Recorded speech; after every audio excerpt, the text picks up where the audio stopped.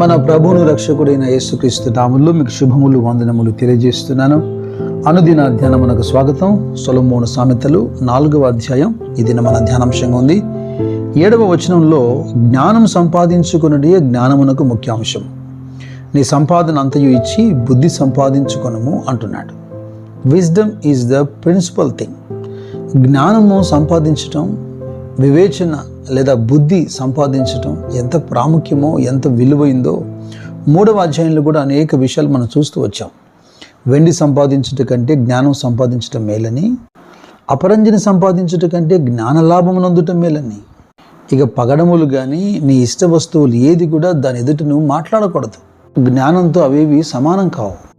అసలు వెండి, బంగారము, పగడములు, ముత్యములు ఇటువంటి వాటితో జ్ఞానానికి పోలిక లేదు, అసలు కంపేర్ చేయకూడదట. కొందరు గమనించండి, ప్రయాసపడి బహు త్వరితంగా సంపాదించే ప్రయత్నం చేస్తుంటారు. బహు త్వరితముగా దొరుకు స్వాస్థ్యము అది దీవెనకరం కాదని లేఖనం అంటుంది కదా. కొందరు సమయాన్ని వెచ్చించి మొదట జ్ఞానాన్ని సంపాదిస్తారు. సంపాదించినటువంటి సంపాదన జ్ఞానం లేక పోగొట్టుకునేవారు అనేకులైతే మొదట జ్ఞాన వివేకములను సంపాదించడానికి సమయాన్ని, డబ్బును ఇన్వెస్ట్ చేసి తమ జీవితంలో జ్ఞానాన్ని సంపాదించి ఆ తర్వాత అన్నిటినీ సంపాదించేవారు. వారు పొందిన వాటిని కాపాడుకుంటారు కూడా. పరలోక రాజ్యానికి సంబంధించి అనేక ఉపమానాలు చెబుతూ యేసుక్రీస్తు ప్రభు మత్తయి సువార్త 13వ అధ్యాయంలో చాలా ఉపమానాలు చెప్పాడు. అందులో 1-2 జ్ఞానయుక్తమైనటువంటి విషయాలు మీ ముందుంచుతాను. 44వ వచనం చూడండి. పరలోక రాజ్యము పొలములో దాచబడిన ధనమును పోలి ఉన్నది. ఒక మనుష్యుడు దాన్ని కనుగొని దాచిపెట్టి అది దొరికిన సంతోషంతో వెళ్ళి తనకు కలిగినదంతయు అమ్మి ఆ పొలమును కొనను. మరియు పరలోక రాజ్యం మంచి ముత్యములను కొనవెదుగుచున్న వర్తకును పోలి ఉన్నది. అతడు అమూల్యమైన ఒక ముత్యమును కనుగొని పోయి తనకు కలిగినదంతయు అమ్మి దాన్ని కొనను. ఉన్న ఆస్తిపాస్తులు అంతా అమ్మేసి ఒక పొలాన్ని కొంటున్నాడు. అది అవివేకంగా ప్రజలకు కనబడుతుంది, కానీ ఆ పొలంలో విస్తారమైనటువంటి ధననిధి దాచబడి ఉంది. దాన్ని సంపాదించడానికి తన దగ్గర ఉన్నదంతా కూడా పోగొట్టుకోవడానికి వాడు సిద్ధపడ్డాడు. ఇదే జ్ఞానము. అందుకే లేఖనం అంటుంది, నశిస్తున్న వానికి ఇది వెరితనం, కానీ రక్షించబడుతున్న వానికి ఇది శక్తి. క్రీస్తును సంపాదించడానికి ఈ రోజున మనం ఏదైతే పోగొట్టుకుంటున్నామో లోకం దృష్టిలో అది వెరితనంగా కనబడుతుంది. ఇది నిజమైనటువంటి జ్ఞానం. ఇది జ్ఞానాన్ని సంపాదించడం ద్వారా వస్తున్నటువంటి రిజల్ట్ సామెతల గ్రంథం 4వ అధ్యాయంలో 8వ వచనం చూడండి. దాన్ని గొప్ప చేసిన ఎడల అది నిన్ను హెచ్చించును, దాన్ని కౌగిలించిన ఎడల అది నీకు ఘనత తెచ్చును. సామెతల గ్రంథం 8వ అధ్యాయంలో నన్ను ప్రేమించేవారు నేను ప్రేమిస్తున్నానని, నన్ను జాగ్రత్తగా వెతుకువారు నన్ను కనుగొంటారని, ఐశ్వర్య ఘనతలు స్థిరమైన కలిమి నీతి నా యొద్ద ఉన్నాయని, మేలిమి బంగారు కంటేను అపరంజి కంటేను నా వలన కలుగు ఫలము మంచిదని, ప్రశస్తమైన వెండి కంటే నా వలన వచ్చేటువంటి ఆ లాభము మంచిదని. దీన్ని జ్ఞానం మాట్లాడుతున్నట్టుగానే మీరు వినండి. లేదా కొత్త నిబంధన సంఘమైనటువంటి మనము ఆ జ్ఞానాన్ని క్రీస్తుగా గుర్తించటం మంచిది.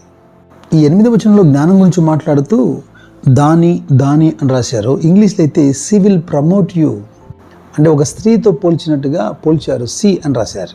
కొందరు వాదిస్తుంటారు, ఇక్కడ కనబడుతున్నటువంటి జ్ఞానము క్రీస్తు అయితే మరి షీ అని రాశారు కదా, కనుక అది క్రీస్తుకు సంబంధించింది కాదు అంటారు.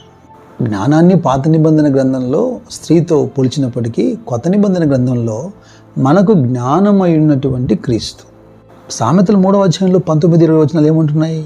దేవుడు కూడా జ్ఞానము ద్వారానే ఈ భూమిని స్థాపించాడని, వివేచన ద్వారా ఆయన ఆకాశ విషయాలని స్థిరపరిచాడని. ఒక మాటలో చెప్పాలంటే దేవుడు లేడు అంటే జ్ఞానము లేదు అని అర్థం. ఏదేమైనా ఈ జ్ఞానము నీ తలకు అందమైన మాలిక కట్టునని, ప్రకాశమానమైన కిరీటం నీకు దయచేయనని. జ్ఞానము ద్వారా నీకు కలుగుతున్నటువంటి గౌరవ ఘనతలకు సంబంధించిన అంశం. ఇక 12వ వచనం వైపు మీరు చూడండి.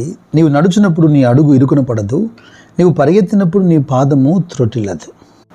దేవుని మాటలు, ఆయన ఉపదేశమే ఇక్కడ మనకు జ్ఞానంగా కనబడుతుంది.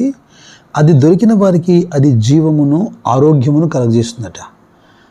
అది కలిగిన వాడు నడుస్తున్నప్పుడు వాడు మార్గంలో త్రొట్టిల్లే అవకాశం లేదు. ఎందుకంటే వాడు సంచరిస్తున్నది చీకట్లో కాదు.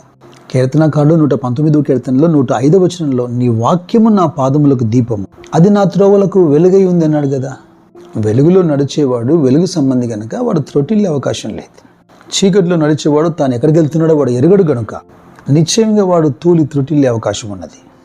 జ్ఞానము లేక తన కుటుంబాన్ని పాడు చేసుకున్నవాడు, జ్ఞానము లేక తన ఆరోగ్యాన్ని పాడు చేసుకున్నవాడు, జ్ఞానము లేక తన చదువును, ఉద్యోగాన్ని, తన భవిష్యత్తుని నాశనం చేసుకున్నవాడు. ఆ జ్ఞానము లేకయే తమ ఇంటిని ఊడబెరుకున్నటువంటి అవివేకపు స్త్రీలు, హెచ్చరిక చేయబడుతున్న జ్ఞానంతో భార్యతో కాపురం చేయకుండా శ్రమ పడుతున్నవారు ఎందరో మన కళ్ళ ముందు కనబడుతున్నారు. అందుకే అన్నిటిలో ప్రాముఖ్యమైనది జ్ఞానమే. అయితే ఈ అధ్యాయం చివరిలో ఒక హెచ్చరిక మనకు కనబడుతుంది. 25 నుంచి 27 వచనాల్లో, నీ కన్నులు ఇటు అటు చూడక సరిగాను, నీ కనురెప్పులు నీ ముందర సూటిగాను చూడవలెను. నీవు నడుచు మార్గమును సరళం చేయము, అప్పుడు నీ మార్గములన్నీ స్థిరములగును. నీవు కుడి తట్టుకైనను ఎడమ తట్టుకైనను తిరగకము, నీ పాదమును కీడునకు దూరముగా తొలగించుకొనము అంటున్నాడు. ఇక్కడ చెప్పబడుతున్నటువంటి సన్మార్గములో ఒకడు ప్రవర్తించేదానికి జ్ఞానం లేకుండా ఎలాగ సాధ్యం?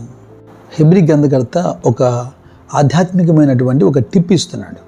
హెబ్రీ పత్రిక 12వ అధ్యాయంలో 12వ వచనం చూడండి. కాబట్టి వడలిన చేతులను సడలిన మోకాలను బలపరచుడి, మరియు కుంటికాలు బెనకక బాగుపడు నిమిత్తము మీ పాదములకు మార్గములను సరళం చేసుకునడి. ఓ బుద్ధిహీనుడు ఎవడైనా ప్రార్థనాపరుడుగా మీకు కనపడ్డా?